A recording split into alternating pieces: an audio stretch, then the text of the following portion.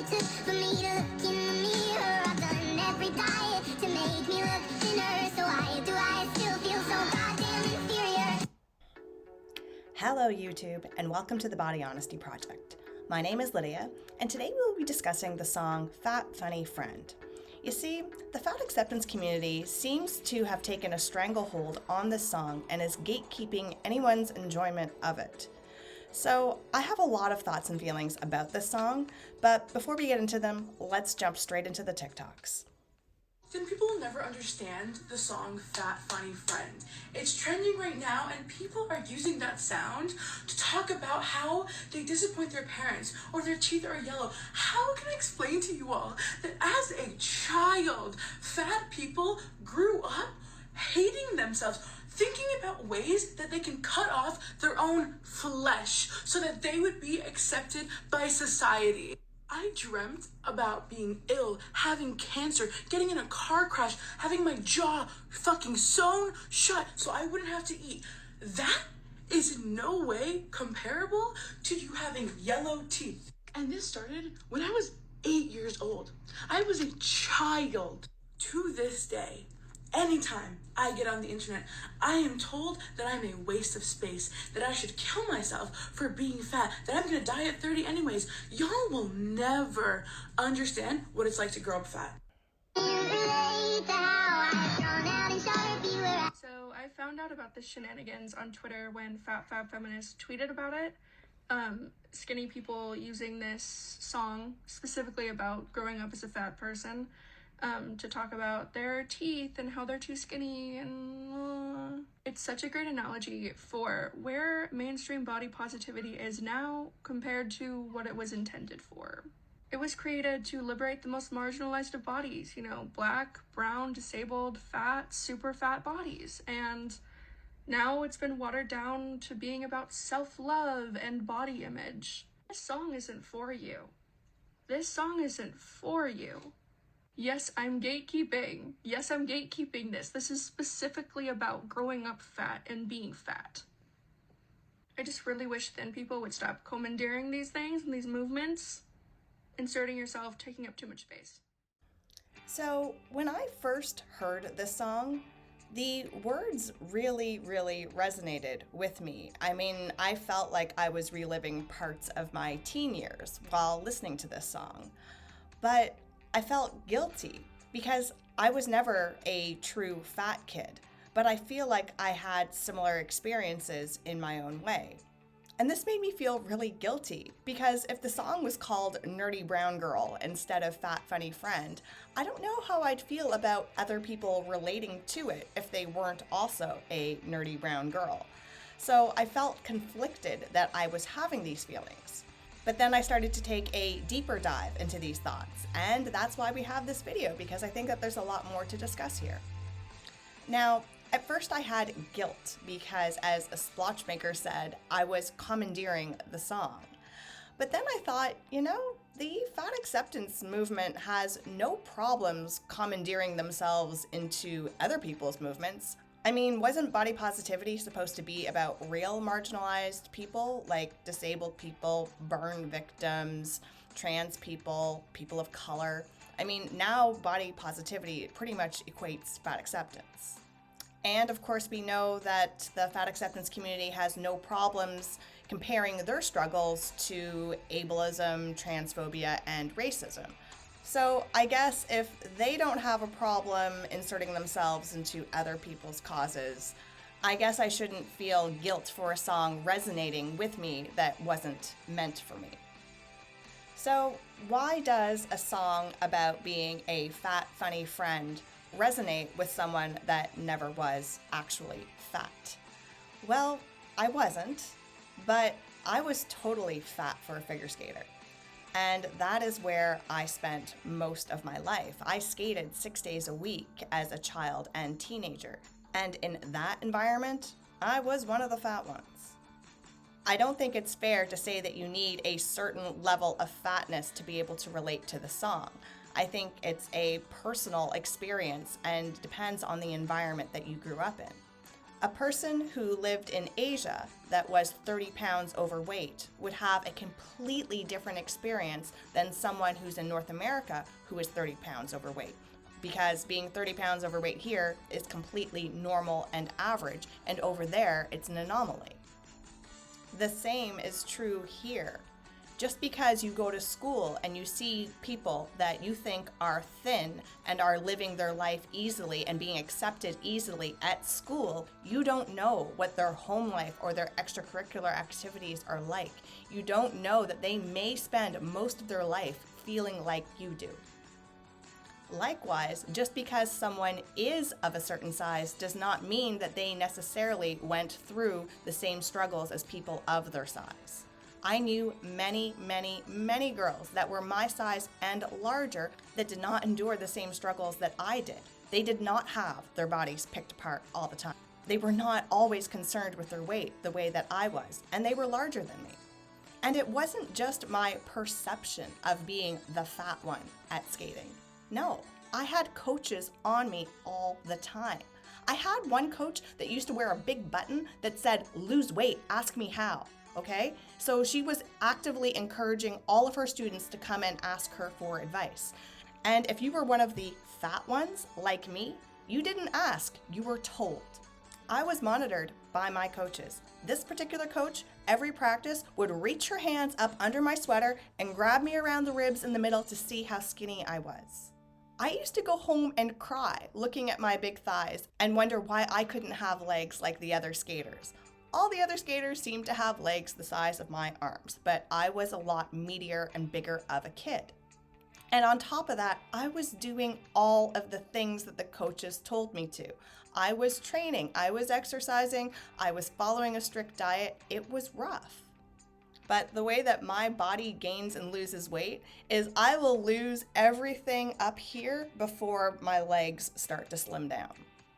So those lines in the song about wanting to remove parts of your body, they totally land. And just because I was never fat does not mean that I never felt that way.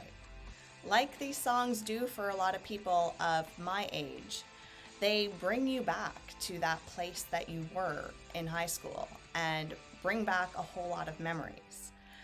And some of the memories for me that started to come back were not very nice to fat people. And I think in a way this song helped me have some compassion that I may have lacked in my teens. You see, back when I was a competitive figure skater, I was so immersed in my sport and I was grumpy and angry with all the effort that I had to put in to the sport and my body in order to succeed in it. And I think that I was kind of angry at girls that didn't have to do the same things as me. So when a fatter girl would complain about her weight but not do anything about it, I would get angry because it was like, you know, all those things that you complain about doing, I actually have to do them. You know, you complain about your weight, then you try a diet for 2 days, then give up, and then complain more about it. Meanwhile, I'm at the rink and I have to do the diet that you are complaining about. I actually have to stick to it. And this used to breed so much anger and resentment in me. In fact, I couldn't tolerate hearing fat girls talk about dieting. I couldn't handle it. They say that they've been on diets all their lives and that nothing works. Meanwhile, I'm thinking, no, you haven't. You've thought about dieting. You've thought about dieting many times. Maybe you did a day of dieting here and there, but you didn't actually do it. I'm the one who's actually doing it. And this bred a lot of anger and resentment. Now remember, I am speaking right now with the thoughts of 15-year-old Lydia. Not 44-year-old Lydia, but 15-year-old Lydia and how she felt. You see, I thought that by them not sticking to a diet for more than a day or two meant that they really didn't care or didn't take it seriously, not knowing that it was an internal struggle that they were dealing with for their entire life. So I think we could have both learned from each other here. I think that I could have learned that the reason why they're fat is not because they just don't care.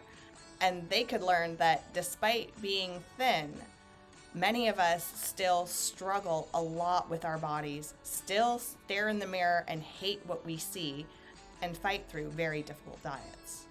The other way that I related to the song has nothing to do with weight, but has to do with race.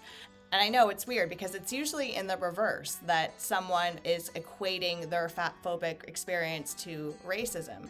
But I would say that the exclusionary factor of being the fat, funny friend is very similar to being the token any race friend in your friend group. Whether you're the token black friend or the token Asian friend, or for me, I was just the token brown friend.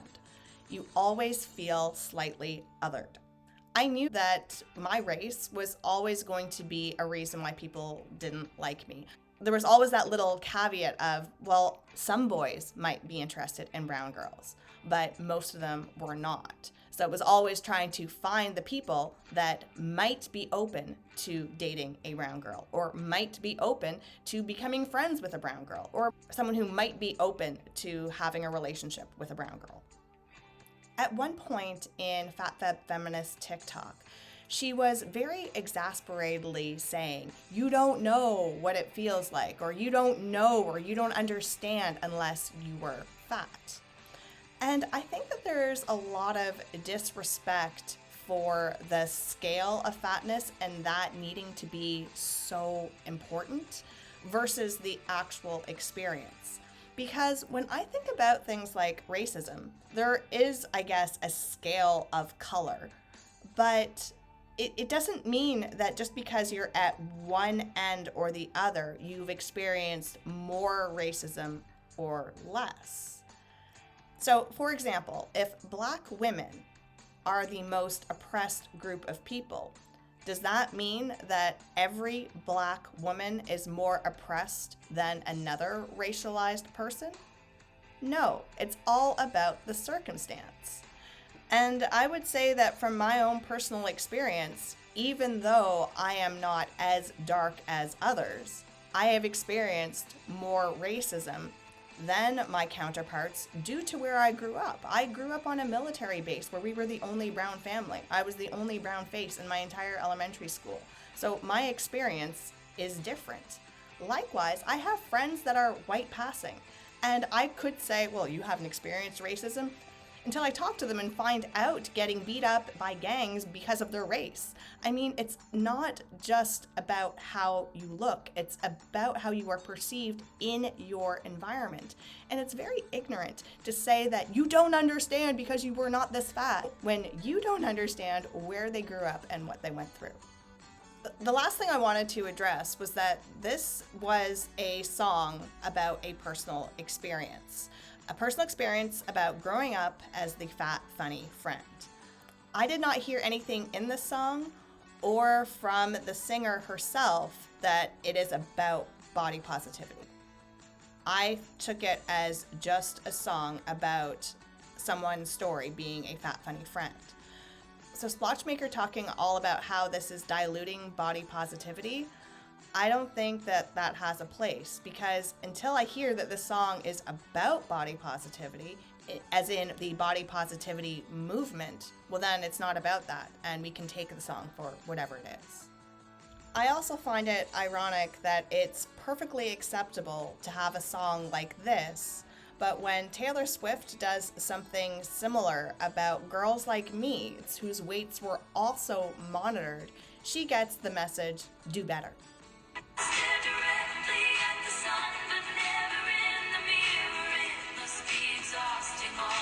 Oh no. Why are we doing this in a music video? Why? Why? It's so unnecessary.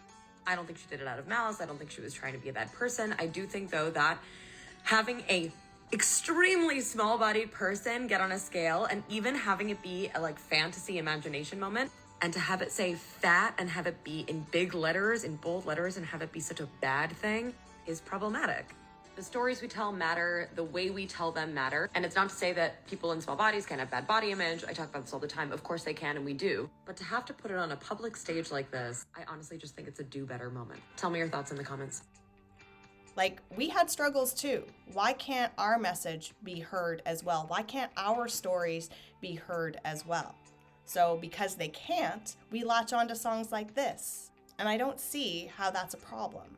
I mean, don't you want more allies? So these are my thoughts about the song Fat Funny Friend. The words do resonate with me, and they do make me remember parts of my teen years. However, it also made me reflect, and part of the reflection was not only to heal the wounds of young teenage me, but to also crack open the bitchy, not so nice parts of teenage me and to develop some compassion for the people that were around me at the time. If you have thoughts of your own, I'd love to hear from them. So until next time, stay body positive, but also body honest.